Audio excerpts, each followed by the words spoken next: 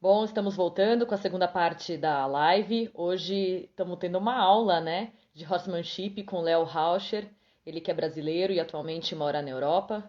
Deixa eu só ver se o Léo já está nativo aqui. Uh, já estamos com algumas perguntas abertas que ficaram do primeiro bloco. Não, por enquanto o Léo não voltou, ele foi buscar uma água. E aí eu peço que, se vocês tiverem perguntas, para vocês irem escrevendo, que eu vou acompanhando aqui conforme forem surgindo, a gente vai tirando as dúvidas. Vamos ver, cadê o Léo? Aqui, o Léo já voltou.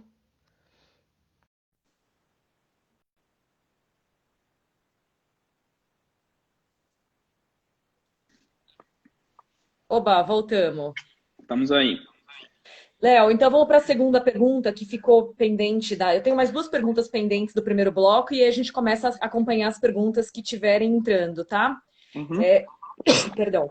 Veio uma, eu não lembro de quem, mas perguntou assim, como lidar com um garanhão, né, que ele desde jovem já tem aquele sangue todo quente e que pode trazer alguns problemas, principalmente numa distensão de cavalos novos, quando você já tem outros cavalos, ou enfim, até no manuseio.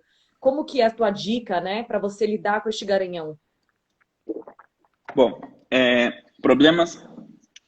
A pergunta é bem vaga, né? Mas geralmente o garanhão que tem medo de gente, esse garanhão que é, por exemplo, o garanhão que eu peguei lá no Aras, sei lá naquele Aras onde os cavalos vivem soltos, que não tem muito contato com gente, né? Aquele Aras onde cria um pouco cavalo como cria vaca.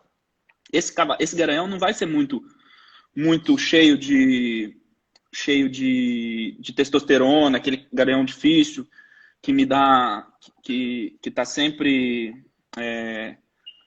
tendo comportamento de garanhão, né? É, por quê? Primeiro porque ele cresceu num ambiente onde os outros cavalos educaram ele muito, entende? O melhor professor dos cavalos são os próprios cavalos. Tem vídeos lindos de uma égua ensinando um potrinho, o potrinho tá ali com energia numa fazenda bem daquelas da Califórnia, onde é só areia e grades, né? Onde eles são tratados meio no feno. Então, o potrinho com bastante energia ali junto com a mãe num padoquinho.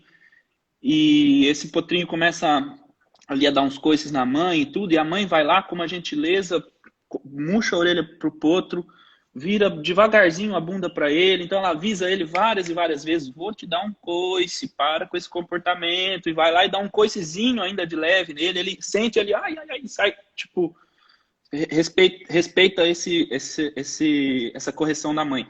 Então, o, os cavalos são os melhores professores dos cavalos.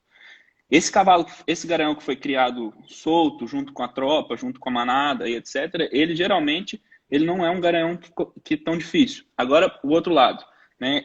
Esse potrinho macho que foram fazer o book lá, foram o fotógrafo ver o nascimento dele. Né? Então ele começa aquela vida de piquete, o pessoal vai lá, brinca com ele, começa a passar a mão nele, ele começa a beliscar, o pessoal acha bonitinho, ele tá beliscar, começam as brincadeiras mais agressivas, e quando ele é pequeno não tem muito problema, né? Mas quando ele vai crescendo, vai virando uma coisa complicada. Então, o cavalo, quanto mais contato ele tem com gente, né, o garanhão, né, o macho, que não vai ser castrado, quanto mais contato ele tem com gente no começo, ele mais a chance maior dele ficar um garanhão chato. Léo, mas então você acha que não tem que ter contato, os potros não tem que ter contato, eu preciso pegar o cavalo só lá com 2 anos e meio, 3 anos para domar, né, 3 anos e meio? Não, tem que ter o mínimo necessário para ele entender que a pessoa não vai machucar, né, para ele ter um controle básico, e mas não pode ter essa coisa esse contato todo que vai começar. Se a pessoa for uma boa professora, pode, né, ter todo esse contato.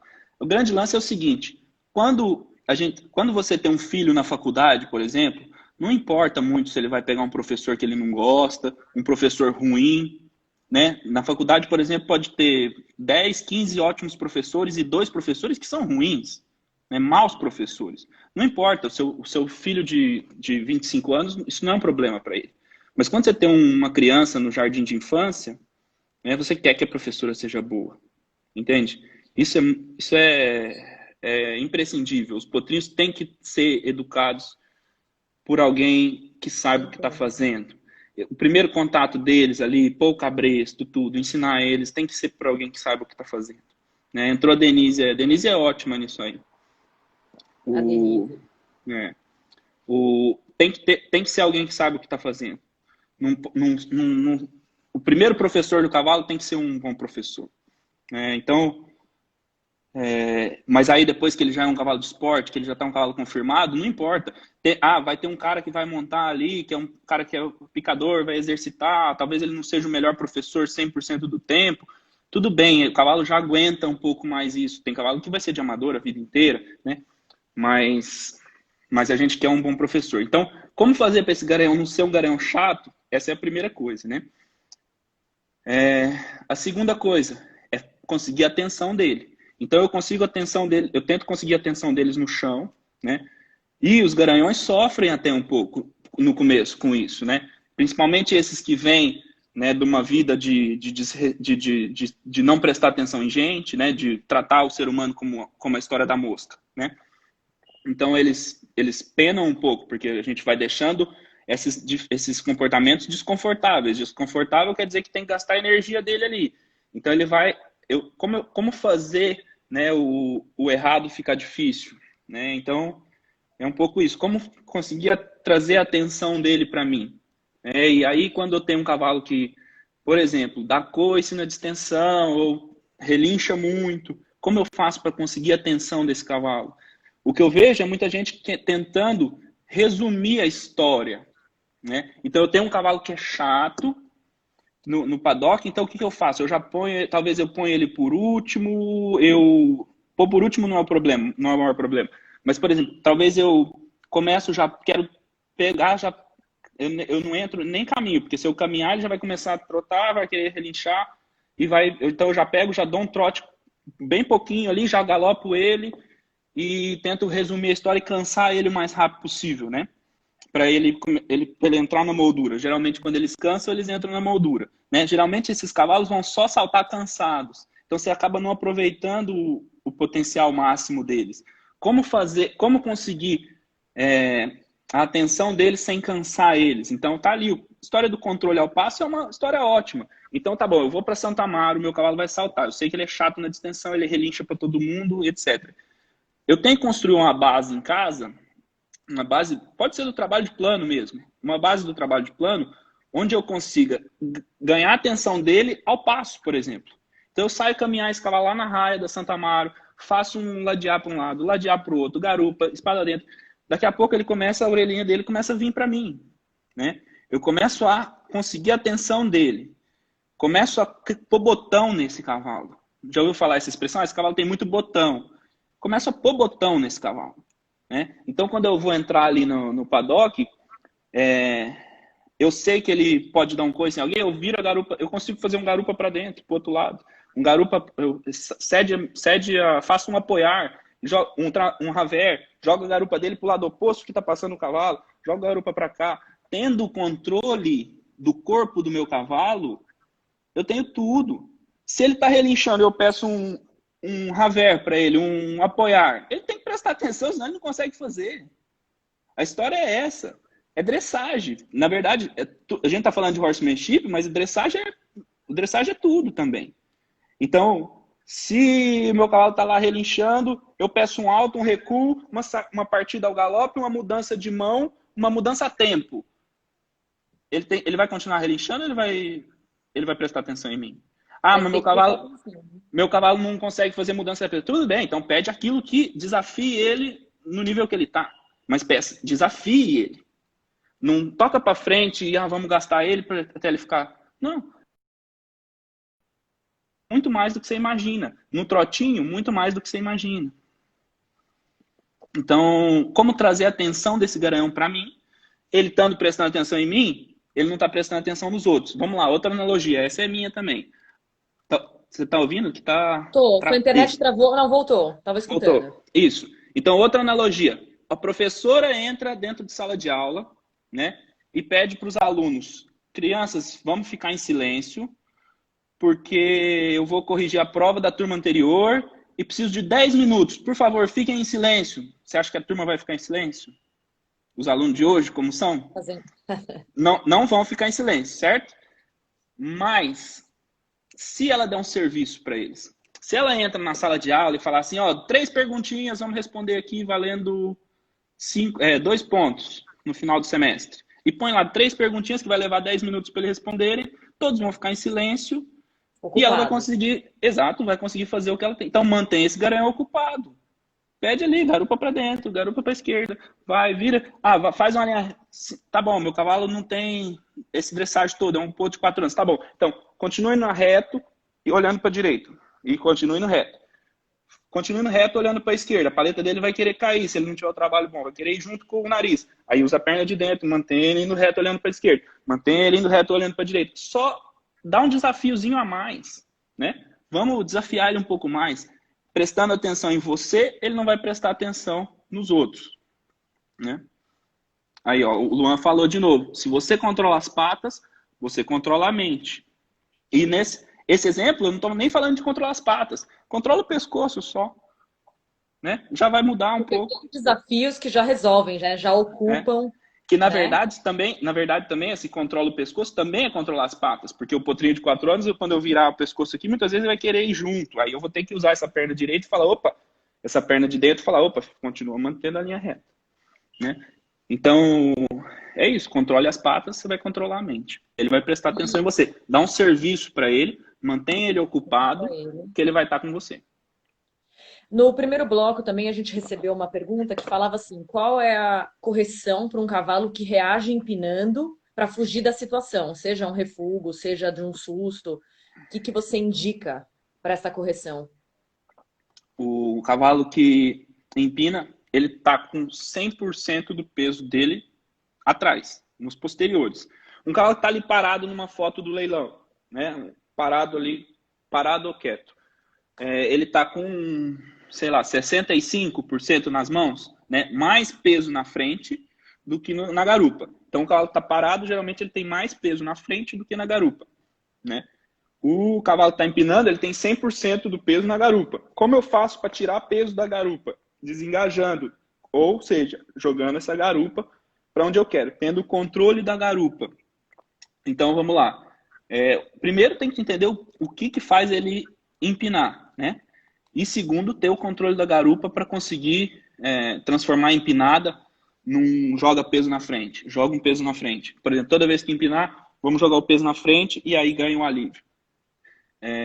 Antes de empinar, antes de acontecer, eu já falei essa frase, antes de acontecer aquilo que aconteceu, eu já mexi a garupa ali e tirei o peso da garupa. Eu sei que é a hora que ele vai travar. Muitas vezes o cavalo que está galopando ali, vamos falar, trava para a direita e empina, né? Quando eu vou virar para o obstáculo para a direita, ele empina. Muitas vezes não faz isso para a esquerda. Então, provavelmente se eu tentar fazer a mesma coisa ao trote, vou ter complicação, né? Então, como eu vou controlar essas patas e achar onde está o problema, né? Achar onde está a dificuldade ali da história. O cavalo outras coisas simples, por exemplo, repetir, né? Então, o meu cavalo é difícil de entrar no trailer, eu ponho ele no trailer, pus ele no trailer, tirei ele do trailer, foi difícil, levou 10 minutinhos ali, ponho de novo, vai levar 2. Né? Mas aí eu pus ele no trailer, depois eu ponho ele de novo, vai levar 1, mas no mesmo dia, entende? Não vai levar nenhum, já vai pular lá dentro. É a mesma coisa do salto, né? Por que eu estou falando isso na história do empinar? Vou chegar lá.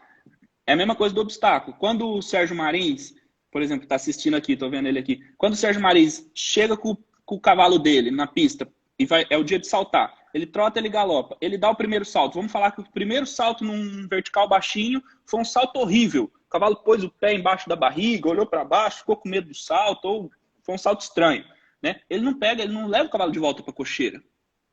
Ele não para tudo e leva o cavalo de volta para a cocheira. Ele salta até ficar bom. Quando fica bom o suficiente, ele leva para a cocheira, ele termina o treino. Por que o trailer é diferente? Entende? Por que, que a gente só põe uma vez, foi, demorou, deu trabalho, não sei o que, e não põe de novo? Entende? Por que, que a gente não repete A até ficar bom repetição, né? no mesmo dia? Entendeu? No mesma sessão, talvez. E a história do empinar é a mesma coisa. Meu cavalo empinou, aí entrei numa discussão ali com ele, de repente, eu tive que usar meus conhecimentos, consegui fazer ele entrar, não importa como agora, mas estou falando da história da repetição, consegui fazer ele entrar na pista. Saio e entro de novo, quem sabe. Entende? E vai ser melhor. Aí ele vai ter tido uma experiência, vai ter sido difícil a primeira vez, mas a segunda vez vai ter sido fácil. O que normalmente o pessoal fala? Ah, deu trabalho, mas não, já trabalho ele ali, terminou, vou embora. Então ele só treinou uma vez, entrar lá na pista, e foi ruim. E foi difícil, demorou e etc. Mas se eu saio, entro de novo, duas vezes, aí depois trabalho ele lá dentro, terminou o treino, saio, entro de novo, ele vai ter tido mais 6 experiências tranquilas em entrar e sair, entrar e sair. Então, o número de experiências boas foi até maior do que o número de experiências ruins. Né? Que nem o cavalo do treinador de hipismo. O número de saltos bons foi muito maior do que o número de saltos ruins. Ele só deu o primeiro salto ruim. Né? Então, geralmente, o cavalo dá trabalho para entrar no caminhão, mas só vai entrar uma vez. Entende? É isso. O cavalo caminha toda hora na hora de eu montar e eu só monto uma vez por dia. Não, monta, desce, monta, desce, monta, desce. Até ele ficar parado, por exemplo. Não estou falando da técnica, né? O que você tem que fazer para ser bom, mas repita. Quando depois você souber o que tem que fazer para acontecer, para conseguir fazer o que você quer, repita mais vezes até ficar bom. Isso é importante. E, Léo, você falou um pouco atrás, quando estava falando um pouco de cavalo novo, de doma, você citou assim, de 2, 2,5, 3, 3,5. Qual é a idade ideal para fazer a doma, visto que hoje você tem competições para 4 anos, né? Há controvérsias que pessoas que falam que 4 anos é muito cedo, não deveria ter competição, deveria ser só para dar uma quilometragem, mas o que é ideal? Bom, o meu potro de 4 anos está no piquete. Eu montei ele com 3, eu montei ele com 3, domei, dei um saltinho ou dois, vi o que eu tinha um pouco, né? E pus ele de volta no piquete. Então ele tem 4, eu acho que eu vou pegar ele no fim do ano, eu vou conseguir aprontar ele, já vai estar com 5 anos, quando eu começar a saltar e tudo. Eu domei os potros da Tereza Tori, era tudo com 5 anos. Tinha umas éguas de 6 que já tinha tido cria e não sei o que. Sempre top. Tipo, eles já estão formados, já estão. 6 já é muito, não precisa exagerar. Até domar com 5, também, às vezes, para alguns pode ser muito. Mas o que acontece aqui muito na Europa? O cavalo que é mais medião, assim, eles domam mais cedo, porque já quer fazer, aprontar e vender. O cavalo que é bom, eles guardam. Então, se o pessoal guarda o que é bom esperar um pouco mais. E é o que eu acho também, né? Eu acho que espera um pouco mais. Mas tudo isso depende de muita coisa. Por exemplo, um potro de 3 anos, está lá na casa da menina. Não, desculpa, na casa do menino, da menina, né? Dando trabalho, estou falando porque eu lembrei de um exemplo que estava acontecendo aqui. Tá lá na casa da pessoa, dando trabalho lá para ele, deu mãozada não sei quem, não tem piquete para ele, tem 3 anos, traz para cá, vamos domar logo, vamos fazer, sabe? Porque nesse caso já vou já vou resolver, vou dar uma vida, já vou melhorar a vida dele, né? Então sim, o nosso objetivo é melhorar a vida dele, né? Se domando com 4 eu melhoro a vida de um cavalo normal, domando com 4,5, domando com 5, domando com, né? Quando ele está pronto, nesse caso, eu melhorei a vida desse cavalo domando ele no final dos 2. Então, quase fazendo 3. Né? Não tinha nem fechado 3. Por quê? Porque tem o possível e tem o mundo ideal, né? E o possível lá era domar mais cedo para já tirar ele dessa situação onde ele estava morrendo de medo, ninguém conseguia pôr a mão nele, quando tentavam agarrar ele lá. Então, tem situações e situações. Tá. Vamos aqui para umas perguntas. No processo de doma, você usa ou pensa na escala de treinamento? Sim, sim. Então, a escala de treinamento é aquela pirâmide, né? Começa aqui ritmo, descontração, depois contato, depois impulsão, para ter retidão, para ter depois lá em cima um engajamento, né? A reunião.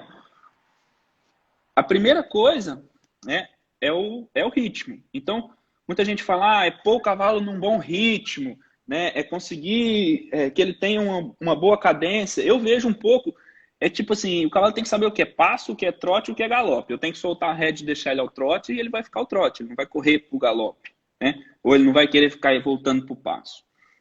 Eu tenho que soltar a rédea ao galope e ele tem que galopar, né? Eu tenho que soltar a rédea ao passo, ele tem que andar ao passo. Né? Então, é colocando o ritmo, é criando compromisso com o ritmo, que eu consigo que o meu cavalo que relaxe e chegue na descontração, que é o segundo passo. Por exemplo, eu pego meu cavalo, começo a trotar ele de rédea solta durante a pista. Aí ele olha, se assusta com uma coisa e sai correndo para lá. Pego ele, faço ele voltar no ritmo e solto ele de novo. Solto a rédea de novo. Então, essa história da rédea solta, deixar o cavalo errar. Isso é muito importante. A história da rédea solta é deixar o cavalo errar. O cavalo pode, se ele quiser aumentar a velocidade. E eu acho ótimo que ele aumente. Quanto mais ele aumentar, mais chances eu vou ter de fazer ele voltar para a velocidade que eu quero. Né? Mais chances eu vou ter de falar, opa, companheiro, aqui não, opa, aqui trote é trote. Né? Então, geralmente os que erram mais ficam mais sólidos mais cedo. Aquele bonzinho que erra menos, às vezes lá na frente, quando ele se assusta, é uma coisa de louco, porque ele nunca se assustou. Tenho um aqui que é assim, domamos ele, nunca se assustou com nada, sempre a vida estava linda, tipo, ele meio preguiçosão, assim, tudo. Nunca problema nenhum, nunca olhou para nada, nunca se assustou com nada. Três meses depois, o meu aluno na época estava montando ele tomou um susto com alguma coisa, ele saiu correndo, corcoviando e coisa, já com 3 meses de doma, mas foi o primeiro susto da vida dele.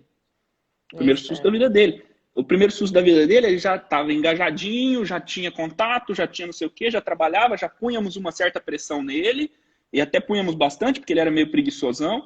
Então, ele já tinha uma série de coisas que o potrinho, assustadinho, não tem. Né?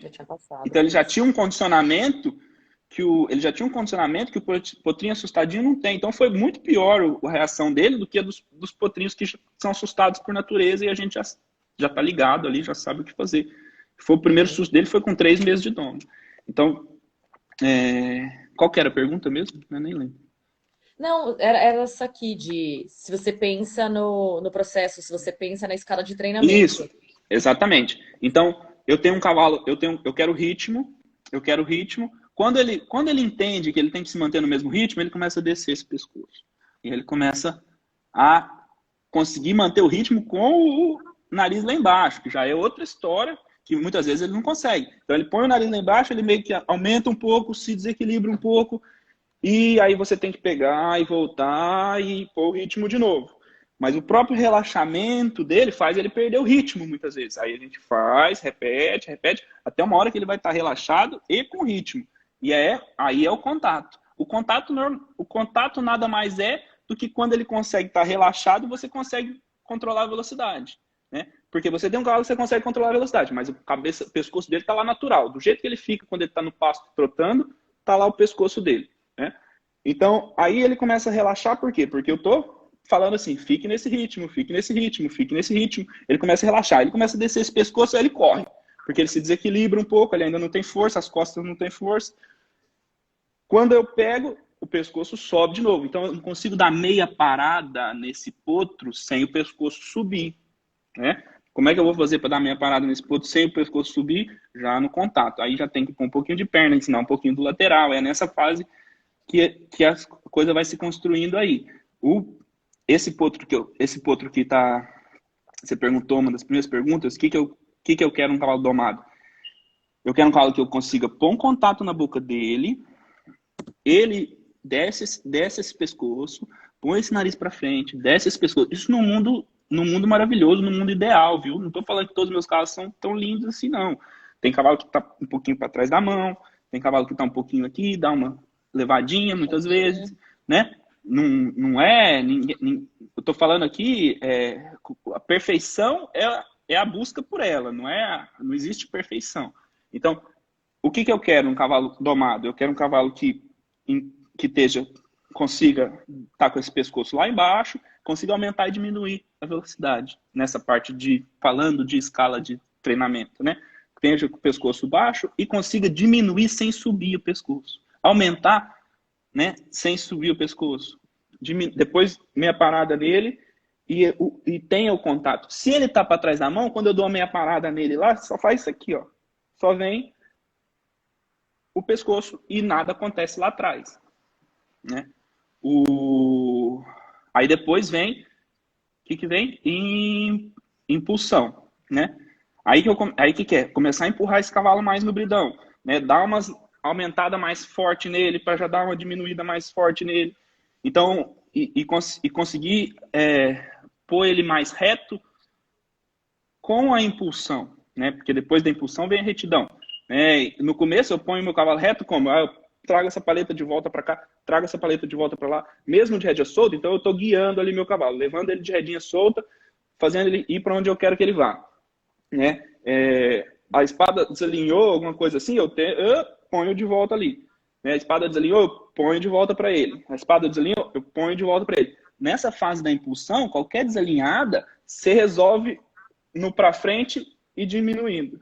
Para frente e diminuindo. Você já vê que vai chegar uma hora que você ensina o seu cavalo que, colocando impulsão, colocando um pouco mais de mão, um pouco mais de perna, ele se alinha por conta própria. Né? Aí você dá a meia parada, você vai ver, a paleta vai para um lado, vai para o outro. Não existe cavalo que seja reto na meia parada desde o começo. Aí você dá a meia parada e você arruma ele e alivia a meia parada na hora que ele está alinhado de novo. Né? E é aí que cria-se a retidão. Né? A retidão é importantíssima para o cavalo ter confiança. Então vamos lá. Meu cavalo se assusta, né? Meu cavalo olha. Tá? Eu tenho um cavalo que olha. Então ele... O potrinho, aquele que está na fase, no primeiro passo da pirâmide lá, né? Então eu pego esse potrinho, de repente, ai meu Deus, um obstáculo diferente. Ele quer parar, ele quer ir lá olhar. Eu paro, eu deixo ele lá olhar, levo ele até lá, ponho o nariz dele lá, deixo ele cheirar o negócio. Assim como eu faço com o trailer, né? A hora que ele está olhando, eu não ponho pressão, né? Assim como eu faço com o trailer, né? Eu faço com esse potro nessa fase, né? Fase do ritmo ali. Daqui a pouco, e aí que é o pulo do gato, é conseguir saber que horas já passar para esse próximo passo, né? Daqui a pouco, mesmo talvez ele estando com medo de alguma coisa, ele olhando alguma coisa, eu traço uma linha reta para ele passar. Então, ó, vamos lá. Aqui está o que ele está olhando, e aqui é a linha reta que eu quero passar. Não vou fazer ele passar aqui colado, mas eu quero que ele passe aqui, né? Nessa linha reta. Aqui é o medo. Aqui é a linha reta. Muitas vezes ele quer sair e aí ele pode voltar. Tem essa fase também, onde eu quero fazer essa linha reta, ele vai um pouco e depois volta. Chega uma hora que eu quero que ele cumpra esse traçado. E aí eu já não priorizo mais a velocidade tanto. Eu posso reunir ele para conseguir fazer o traçado que eu quero, a linha reta que eu quero. E aí vem muitas outras coisas. Por exemplo, esse ponto aqui é o que o cavalo está olhando. É a coisa na beira da cerca, o problema na beira da cerca onde ele está olhando. Depois eu posso encurvar a cara dele um pouco mais para fora e conseguir passar nessa linha reta. Daqui a pouco eu posso passar nessa linha reta com a cara encurvada até para dentro. Para a história que ele está olhando. Ele vai ver isso com os dois olhos, mas ele vai começando a confiar em mim e entender que mesmo vendo isso com os dois olhos, ele vai continuar numa linha reta. É isso que eu vou mostrar para ele, que não quer dizer que não é porque eu estou apontando os dois olhos para alguma coisa, seus dois olhos para um ponto, para alguma coisa que você tem medo, que você não vai estar indo reto. Então, escute mais a minha perna, escute mais o que a minha perna está te falando. Minha perna está te mandando ir reto, meu assento está te mandando ir reto, meu olhar está te mandando ir reto. Né? Não é porque a sua cabeça está virada para a cerca que você não tem que ir reto. Muitas vezes tem muito cavalo que, se olhar um pouquinho aqui para o que ele está com medo, aqui ele já dá aquela coada, já te leva para o outro lado. Não sei se deu para entender aí Não, super explicação. a história que eu tô falando, mas acho que tem muita gente que vai conseguir entender, com certeza muita gente também não, mas é isso aí. Léo, e você entende que existe diferença na doma, em alguma ou em todas as fases, de um cavalo que vai para certa modalidade? Tipo, ele é do salto, ele é do CCE, ele é do adestramento, ou é tudo igual? Bom, eu fiz uma live com o Pedro Teixeira, é, e aí eu falei assim, eu acho que a gente já tem que ir focando no esporte. Depois eu fiquei pensando nisso. Na verdade, é, deveria ser, a doma deveria ser igual para todos os cavalos, não é o que Uhum. acontece, né? Eu acho que o cavalo que consegue ter tempo e estrada, como um cavalo de passeio, como um cavalo de coisa, vai ter uma, vai ser um cavalo muito mais fácil, vai ser um cavalo mais comercial, vai ser um cavalo com mais, vai ser um cavalo que o mercado americano quer, por exemplo, um cavalo que seja de confiança, um cavalo todo mundo quer, na verdade, não é, né? É, aí tá, desculpa, peraí, caiu um negócio aqui. Então, se eu consigo dar essa doma para todos os cavalos, né? Isso é ótimo, tá? Outra coisa, ter alguém do esporte acompanhando a doma, dando palpite às vezes, ou a pessoa, o domador ser do esporte, né? Eu acho que foi isso que eu quis falar antes e acabei não falando. O domador tá envolvido no esporte, como tá o Vaguinho, né? Isso ajuda muito, né? Como tá o Matheus Moura, isso ajuda muito, porque o cara tem noção de que ele precisa fazer o cavalo dele ter uma vida de cavalo, uma doma de cavalo, né, que é uma doma igual, que teria, teoricamente, tem que ser igual para todas as modalidades, mas ele também sabe que o cavalo vai ser um cavalo de salto. Então tem alguns cuidados que você toma, né? Coisas, por exemplo, muitas vezes eu quero passar um cavalo de doma, eu quero passar uns tronquinhos ali até ele estar mesmo pisando em cima e chutando o negócio. Um cavalo de salto, se ele só salta aquilo, uma poça d'água, se ele salta a poça d'água, para mim tá ótimo. Eu não quero que ele pise, não precisa, muitas vezes ele não precisa fazer, não é tão isso, tem uma poça d'água sim, mas tem algumas diferencinhas, entendeu? Eu acho importante a pessoa que doma o cavalo estar incluída no salto e ter a mentalidade que tem que domar um cavalo igual, tem que domar um cavalo de salto do jeito que ele domaria um cavalo de 3 tambores, por exemplo. Mas, isso é o mais difícil, né? O mais difícil é você conseguir separar as coisas. Para mim é um desafio diário, né? Conseguir não querer ir tão além na parte do esporte, né?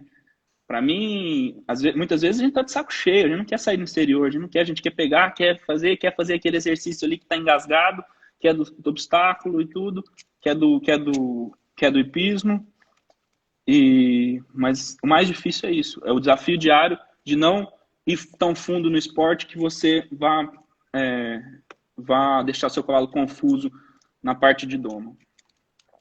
Léo, eu vou juntar duas perguntas. Uma delas é se você acha que existe diferença no desempenho ou na possibilidade do cavalo chegar no auge conforme a idade que ele é domado. E eu vou juntar com uma outra pergunta que fala assim: se um cavalo for domado só com 7 anos, ele necessariamente vai te dar mais trabalho ou não? Hum, não.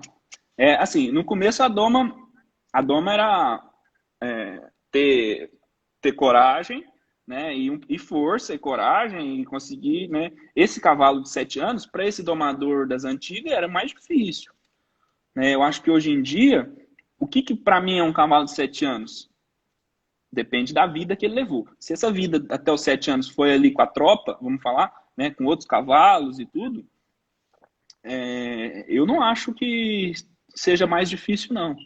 Talvez possa levar um pouquinho mais de tempo para estar tá montado nele, mas isso não é a doma. Tá montado não é a doma. Ele tem que estar tá forte, ele tem que estar tá condicionado, ele tem que estar tá tudo. Então, se eu monto no final da primeira semana, ou se eu monto no final do primeiro mês, às vezes não é o.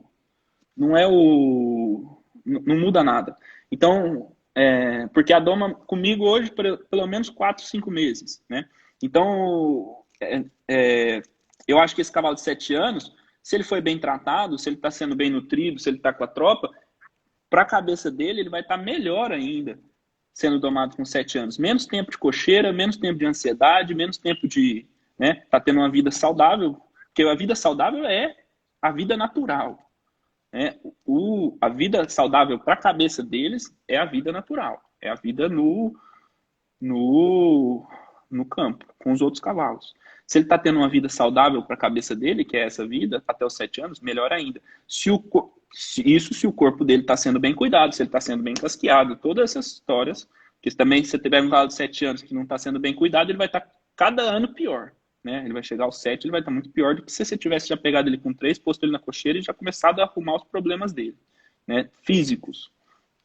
Agora, para a cabeça do cavalo é ótimo.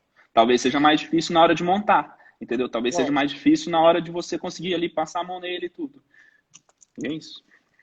Léo, você falou que você tinha um potro com 3 anos, né? Que você domou e ele voltou para o piquete, estava com 4 anos solto no piquete. Uhum. O objetivo disso é preservar a maturidade física ou emocional ou as duas?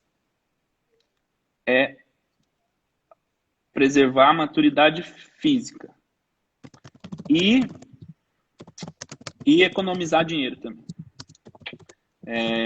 A gente não precisa estar com esse potro lá. Ele só tem 3 anos, ele só vai saltar os 5 anos. Mas preservar o físico. Quanto menos eu usar, mais vai sobrar. Quanto menos... um salto a mais é um salto a menos lá na frente. Um salto a mais hoje, um salto a menos lá na frente. Então, ele está no pasto por causa disso. Preservar a maturidade física. Emocionalmente falando, se eu estivesse montando ele indo fazer exterior e tudo, seria ótimo para a cabeça dele. Aliás, isso também não iria atrapalhar o físico. Tá? Se eu tivesse hoje levando ele numa vida de fazenda, não ia atrapalhar o físico, não ia atrapalhar o mental. A história tenho eu a maturidade de começar a montar esse cavalo hoje e não começar a saltar, e não começar a fazer pistinha, e não começar a ir adiante? Então é isso. Eu acho que não, então eu prefiro deixar ele lá.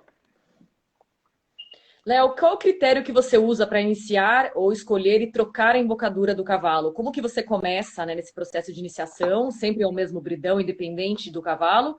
E como que você passa para essa troca? Eu tenho hoje aqui em casa 3 tipos de bridão. Um normal, que é uma agulha normal aí, que todo mundo usa. Um mais fino um pouquinho e um de borracha. Então, geralmente eu só uso esse normal e esse de borracha. Esse fino fica lá pendurado. Não tem nada mais que isso lá em casa. Um bem grossão que eu comprei para um cavalo que eu achava que era bem leve. Geralmente esses cavalos que vêm já domados, né? Que usam outro tipo de bridão assim. Mas os que eu domo, tudo lá ficam no mesmo, vão sempre no mesmo.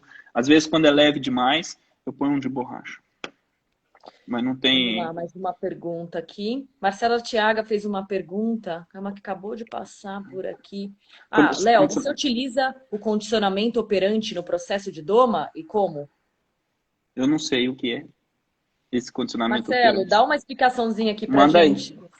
E aí ele dá uma olhada.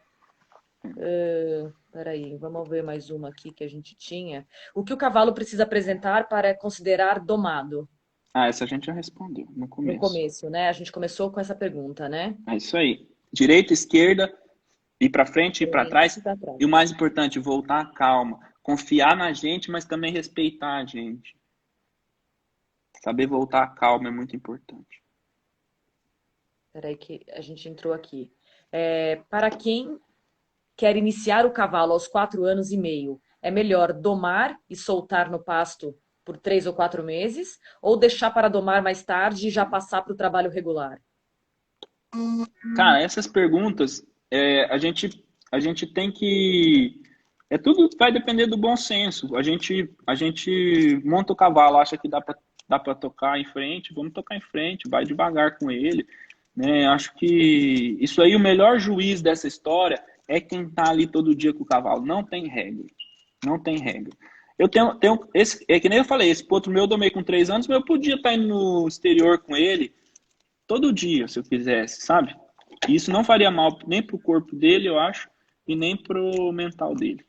Então ele poderia ter domado aos 3 e tocar direto. Só que eu não ia estar saltando, não ia estar devagarzinho com ele. Ele só vai precisar ir para uma pista, entrar num concursozinho aos 5 anos. Isso, mesmo assim, são pouquíssimos por ano, né?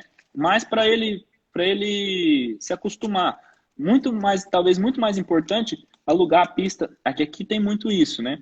Alugar a pista na casa de alguém e ir lá saltar. Aluga a pista na casa de alguém, vai lá, salta. Vai na prova treino, salta. Né? Aqui a gente coloca os cavalos no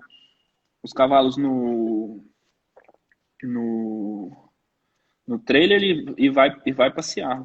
Vai para casa Aqui das está com pessoas. bastante disso, bastante prova treino. Aqui também está acontecendo um pouco disso, até para os cavalos terem um pouco de rodagem, né? Então, nos Isso é rankings ótimo. internos tem sempre prova para cavalos novos ou, enfim, categoria aberta, onde Top. tem essa possibilidade, né? Uhum. É isso aí. Vamos para as últimas perguntas, Léo. Eu sei que você está num fuso horário aí Ó, gigantesco, né? Você o deve estar Léo, nas altas horas. o Lucas Qual que... perguntou aqui, cavalos que dão coice no caminhão, o que podemos Isso. fazer para melhorar?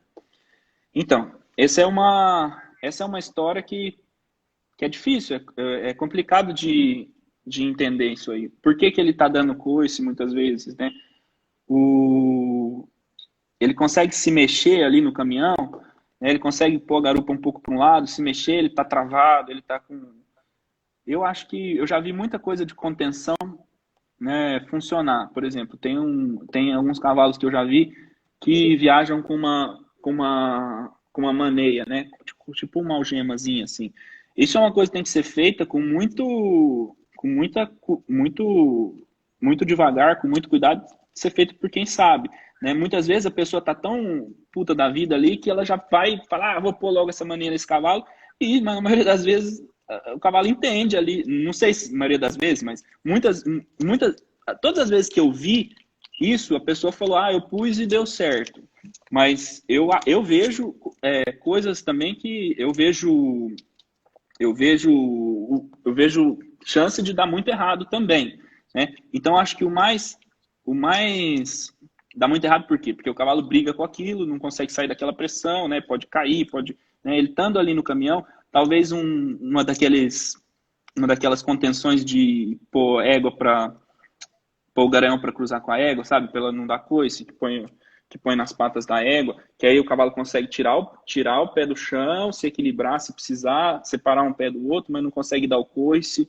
Eu acho que tem que de repente pôr um feno lá para ele. Eu acho que é muito tentativa e erro essa história aí, né? O que dá para fazer é ensinar essa contenção aos poucos de uma forma inteligente, né? E que o cavalo não se machuque, ou que ele corra o mínimo de risco possível de se machucar.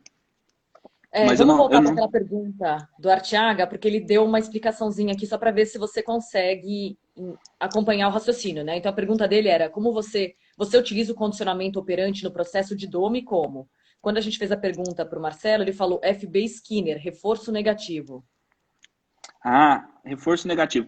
Então, o cavalo não entende punição, né? Então não adianta punir ele depois que ele fez uma coisa que você não gostou.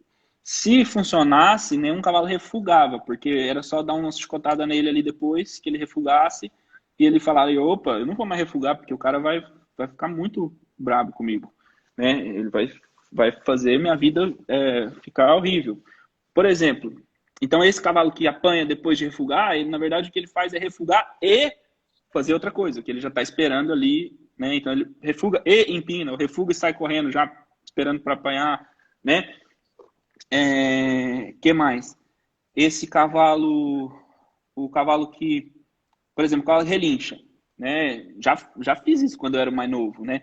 Tentei fazer, não dá certo. O cavalo relinchou, você vai dar uns puta tranco nele ali, porque ele relinchou e deu uma trotada assim com você carregando ele. Não adianta. Ele só vai, cada vez que ele relinchar, ele vai continuar relinchando, e cada vez que ele relinchar, ele vai relinchar e sair recuando com medo de você, alguma coisa assim, né? Uhum. Então, a punição não funciona. O que funciona é entender o porquê que ele fez aquilo que fez, né? Então, Por que que o cavalo refuga com o meu aluno, mas não refuga comigo? O que que eu tenho que ensinar para o meu aluno para esse cavalo não refugar? Então, o que que eu tenho que fazer antes de acontecer o que aconteceu? Né? Ah, Léo, mas a cerca elétrica é um reforço negativo, porque o cavalo encosta e toma choque, né? A cerca elétrica é um reforço negativo e o cavalo aprende. Então, o que eu vou dizer é o seguinte, na verdade, não adianta punir ele porque ele fez a coisa errada. O que você tem que tentar fazer é fazer com que ele faça.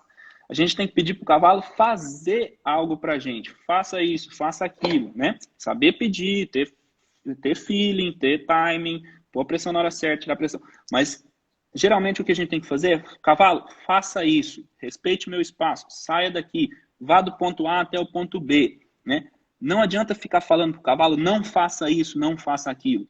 Exemplo, a história da professora. Não adianta a professora falar, alunos, não façam barulho. Ela tem que falar, alunos, façam isso, façam a tarefa, respondam as perguntas. Né? Então, o que eu tenho que pedir para ele fazer para que não aconteça o que eu não quero que aconteça? Ah, Léo, mas a cerca elétrica dá o choque nele, ele não volta mais lá. Mas a cerca elétrica não dá o choque, ele não volta mais lá. A cerca elétrica põe uma pressão nele e ele pula para o outro lado. Não sabe por quê. Entende? A cerca elétrica está falando, sai daqui. A cerca elétrica não tem horsemanship, na verdade. A cerca elétrica, ela não põe uma pressãozinha e aumenta a pressão até ele sair. Ela já vai com uma pressão forte, né? Então, mas geralmente dá certo. Tem muito cavalo que você põe uma fita de choque lá e ele quer ir para fora do piquete, né? Ele toma um choque, ele vai contra a fita. Então ele toma um choque, arrebenta a fita com o choque, talvez toma 2 ou 3 choques, mas arrebenta a fita e consegue ganhar um alívio do outro lado, né? Tudo fica bem bonito, do outro lado ele baixa a cabeça e pasta. Provavelmente ele vai tentar de novo. E muitas vezes ele aprende a estourar essa fita todo dia, mesmo tomando choque. Então, muitas vezes eles aprendem a refugar todo dia, mesmo tomando chicotada depois. Ele não entende a punição. O que ele entende é, faça isso, faça aquilo, saia da minha pressão. Na maioria das vezes, e por sorte, toda vez que ele encosta na cerca, ele pula para o lado oposto da cerca. Né? Mas se ele aprender a pular para cima da cerca, ele pode ser que ele se quebre ali, se machuque todo dia e mesmo assim não pare de pular o piquete, porque ele sabe que ele ganha um alívio do outro lado. E provavelmente tem alguma coisa que deixa ele desconfortável onde ele está, para ele tentar fazer isso. Né? Então, o que eu tenho que fazer do lado de dentro desse piquete para que ele goste de estar ali, para que ele esteja comigo? Então, a analogia do piquete aí, para essa história da punição. A punição não funciona. Não funciona. Tá.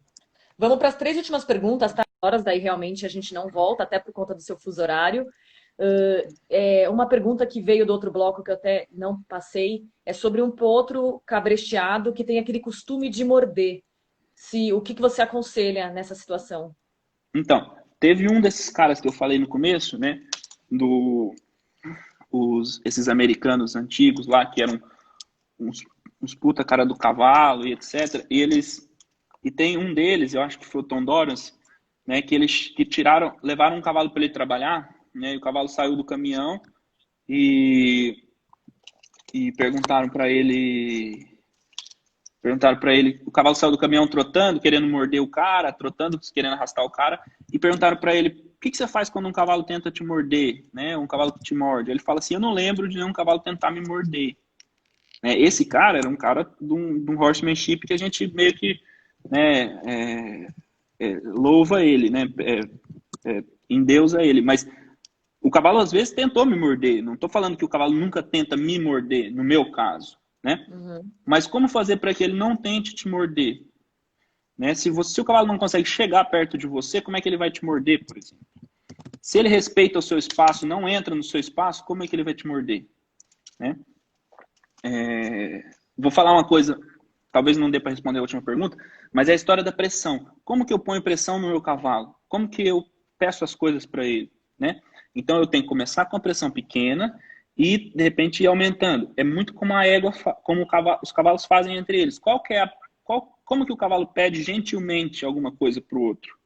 Com a orelha. Então ele põe a orelha para trás, ele está falando, dá licença, sai do meu espaço. Se o outro cavalo não saiu do espaço dele, aí ele vai, de repente, virar a garupa para ele, ou ele vai ameaçar morder ele, e talvez depois vá morder, vá fazer. Né? E a gente tem que ser assim também. Então, se o meu cavalo já está perto de mim, eu tenho que ensinar ele a recuar, sair de perto de mim, não venha no meu espaço, bloquear a cabeça dele quando ele vem te cheirar. Às vezes ele só vem te cheirar no começo, ele não vem te morder. Bloquear a cabeça dele para ele te cheirar, para isso não começar a transformar em mordida, né? Lembrar, o cavalo que tem medo de gente não fica tentando morder. Às vezes te morde quando você dá uma pegada nele ali, encosta no subaco dele, pega ele de um jeito que ele acha ruim, ele te dá uma mordida de defesa, né? Agora essa mordida de ansiedade, esse cavalo que tem que ter sempre alguma coisa na boca, que muitas vezes ele tá ali todo ansioso, ele não se aguenta, ele tem que te morder, né? Esse cavalo que você tem que começar a conseguir tirar ele do seu espaço. Ele não pode entrar no seu espaço. O cavalo que não entra no seu espaço, ele não te morde. E aí, depois, eu gosto de agradar muito esses cavalos, né? Porque eles não podem ter medo da minha mão. Muitas vezes eu tenho que dar uma bloqueada nele, e se ele não está entendendo, eu vou dar um tapinha nele, alguma coisa assim. Vou pôr mais pressão na minha mão, por exemplo. Né? Mas depois eu tenho que conseguir agradar ele com essa mesma mão e ele não ficar com medo dessa mão. Então eu quero pegar esse cavalo, eu quero conseguir depois, num próximo momento, ir lá agradar a boca dele aqui, né, e ele ficar quietinho. Ele começa a se mexer, eu consigo bloquear ele aqui e consigo agradar ele quando ele está no meio. É um pouco como o cachorro que sobe no sofá. Então, tá bom, você está lá sentado no sofá, o cachorro põe as duas mãos no sofá. Você fala bravo com ele, mas a partir da hora que ele põe as quatro patas no chão, você agrada ele. Né? Então, a partir da hora que esse cavalo está com o pescoço reto, você está ali amarrado para ser selado. Você vai apertar a barrigueira. Égua também, que quando aperta a barrigueira, ela vira para morder, alguma coisa assim.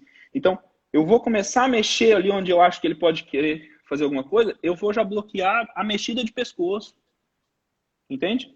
Eu não vou esperar essa boca vir em mim. Né? Então, eu tenho que ver o que aconteceu antes de acontecer o que aconteceu. Aquela história. Léo, o que você acha da doma índia com relação às outras domas? Então, a doma índia eu já fiz muito quando eu era mais moleque. Hoje eu já não consigo mais fazer. Depois que comecei a mexer com o BH, eu fiz acho que poucas vezes, que eles são tão grandes. Doma índia, na verdade, não é uma doma, né? Porque lembra o que eu falei?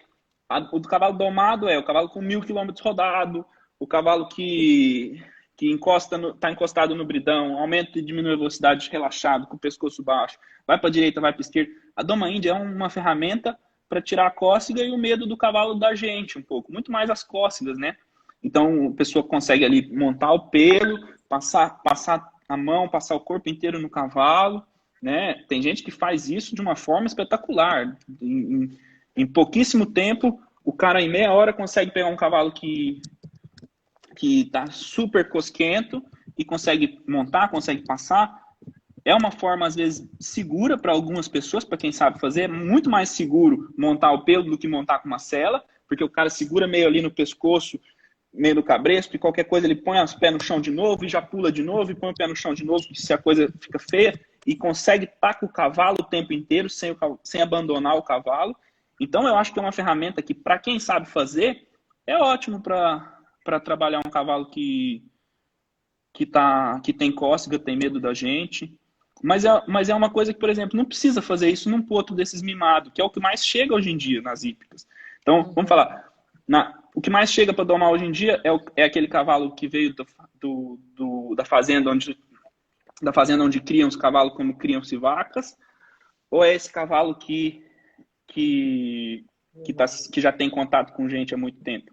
É esse que já tem contato há muito tempo, que já tem contato com gente há muito tempo. Esse cavalo tem medo? Não. Esse cavalo tem cócega? Não. Então, preciso de doma índia? Em 2 minutos você vai fazer a doma índia. Vai mudar alguma coisa na vida dele? Não vai mudar muita coisa, entendeu? Você vai ter que pôr bridão mesmo, sela de qualquer jeito. E o difícil vai ser ensinar ele a ir para onde você quer, prestar atenção em você, parar de relinchar e estar prestando atenção em você. E isso a doma índia não aborda. Na verdade, a doma índia não é chamada de doma, porque antigamente domar a cavalo em fazenda, domar a cavalo é conseguir montar o cavalo e deixar o cavalo sem medo da gente. Né? Então, se é uma parte que, para eles, 100% da doma era isso. Hoje em dia, 100% da doma não é isso. O cavalo de esporte não é. Esse não é o tanto o problema mais. Então eu gosto de falar que a doma índia não é uma doma, é uma ferramenta para tirar medo, tirar cócega. Uma ferramenta muito boa, sendo usada por quem sabe usar. Eu não faço porque já não faço mais. Já fiz, já usei, já tive bons resultados. Léo, para encerrar, eu vou fazer uma pergunta, você vai ter que ser breve, óbvio, mas é que surgiram duas perguntas do mesmo tema, que é sobre o rio. Como você conserta um cavalo que toma um susto e começa a olhar água, buraco, rio? E para ensinar o cavalo a passar um fosso, é melhor saltar direto ou ir mostrando e pisando até que ele passe? Então, como eu faço para arrumar um cavalo que não salta o rio? Eu não consigo arrumar esse cavalo. Não dá. Eu não consigo. O que eu consigo é ensinar a pessoa como conseguir lidar melhor com esse problema. Entendeu? Já tive, então, vamos lá. Eu ensino que a pessoa.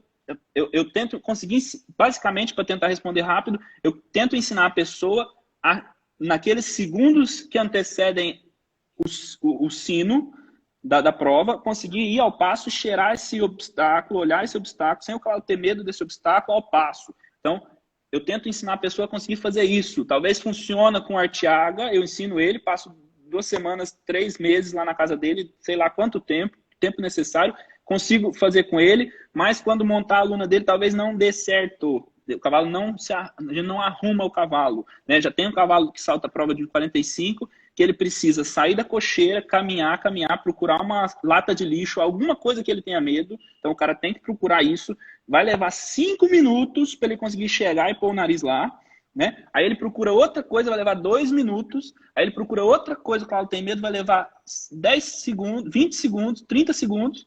Aí depois, quando for a hora do rio, do buraco, ele vai chegar lá porque ele falou, pô, hoje esse cara já me mostrou tanta coisa, não deu nada errado, não deu merda, eu posso confiar nele, esse cara, sabe? Então ele tem que provar todo dia para esse cavalo, todo dia de prova, que tem o rio grande, que esse cavalo pode confiar nele, mostrando várias coisas que esse cavalo tem medo, e ele mostra isso, mostra aquilo, mostra aquilo, mostra aquilo. Então tem um sisteminha. A gente consegue ajudar a pessoa a achar um sisteminha, tem que acreditar no processo. Vários já desistiram no meio do processo. Ah, não tá, não sei o quê, não tá dando. Vários, um dia que eu não vão lá e já vão no rio direto sem mostrar, e se ferram. Aí fala, Léo, não passou o rio. Fez do jeito que eu falei? Não. Falei que era para saltar o rio só comigo. Falou. Então tá, você não acreditou no processo, tem que acreditar no processo. Agora a gente vai ganhando mais respeito, mais gente vai procurando a gente, e a gente vai crescendo um pouco mais no mercado, a pessoa começa a seguir a gente mais à risca. Mas no começo eu já fiz muita coisa de ter que implorar pro cara, segue meu sistema, vai dar certo, vamos gente, vamos fazer, vamos dar certo. Acredita? Acredita que vamos dar certo. É aquela história. Tem que continuar plantando. Não adianta ficar pensando na colheita. O pessoal quer colher. Continua plantando, que a colheita chega. Léo, eu quero te agradecer. A gente está a 1 minuto de encerrar a live. Eu queria agradecer, foi uma super aula, Adorei. só elogios para você. Uma pessoa, um homem do cavalo, horsemanship de verdade, que mostrou bastante do seu Valeu. conhecimento aqui em 2 horas de bate-papo. Vou deixar seu Boa. contato para as pessoas que quiserem conversar. E só elogios e só gratidão por todo o ensinamento que você nos deu hoje. Obrigado. Adorei falar com vocês. Estou aprendendo a falar, porque eu sou meio difícil com o público aí. Estou melhorando. No começo estava meio travado, mas agora foi.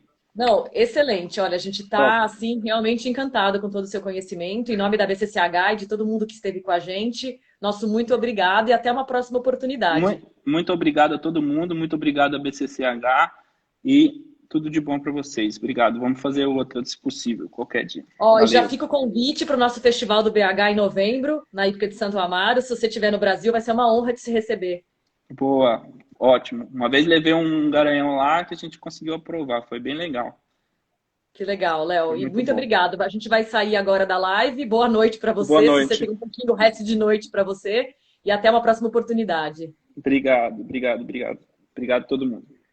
Tchau, gente. Tchau, Obrigada por todo tchau. mundo que entrou e nos acompanhou. E a gente fica por aqui esperando uma próxima live. Dentro de alguns dias a gente anuncia o próximo tema. Até a próxima. Procurem um professor de horsemanship, todo mundo. Tem que aprender isso aí. Valeu.